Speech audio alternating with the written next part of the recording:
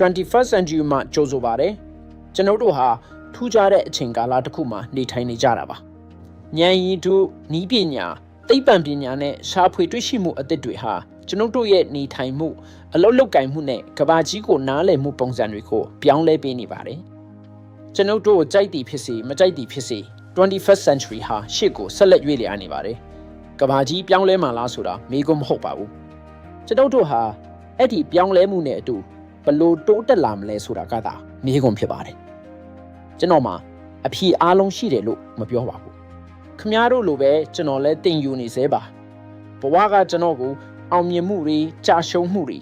စာအုပ်တွေစကားပြောဆိုမှုတွေကတဆင့်သင်ကြားပေးခဲ့ပါတယ်အလုပ်မိသားစုယုံကြည်ခြင်းနဲ့နေ့စဉ်အတွေ့အကြုံတွေကတဆင့်သင်ကြားပေးခဲ့ပါတယ်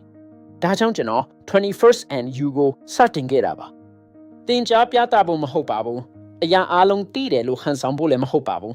ဒါပေမဲ့ခင်ဗျားတို့နဲ့အတူစဉ်းစားတွေးခေါ်ဖို့ပါအထိပ္ပယ်ရှိတဲ့မေးခွန်းတွေမေးဖို့ကျွန်တော်သင်ယူနေတာတွေကိုဝေမျှဖို့နဲ့အတူတကွတိုးတက်ဖို့အတွက်ပါအပိုင်းတိုင်းမှာကျွန်ုပ်တို့ရဲ့ဘဝတွေကိုပုံဖော်ပေးနေတဲ့အကြံဉာဏ်တွေကိုလေ့လာသွားမှာပါ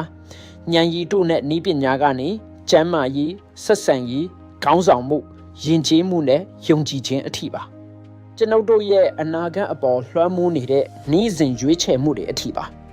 အချို့သောအကြံဉာဏ်တွေကကျွန်ုပ်တို့ကိုစိန်ခေါ်ကောင်းစိန်ခေါ်နိုင်ပါတယ်အချို့ကတော့ကျွန်ုပ်တို့ကိုအားပေးနိုင်ပါတယ်အားလုံးဟာသင်ယူဖို့အခွင့်အရေးတွေကြီးပါပဲအနာဂတ်ကကျွန်ုပ်တို့ကိုစောင့်မနေပါဘူးကျွန်ုပ်တို့ဟာအနာဂတ်ထဲမှာနေထိုင်နေကြပြီဖြစ်ပါတယ်ဒါကြောင့်ဆက်စုလို့စိတ်ရှိကြပါ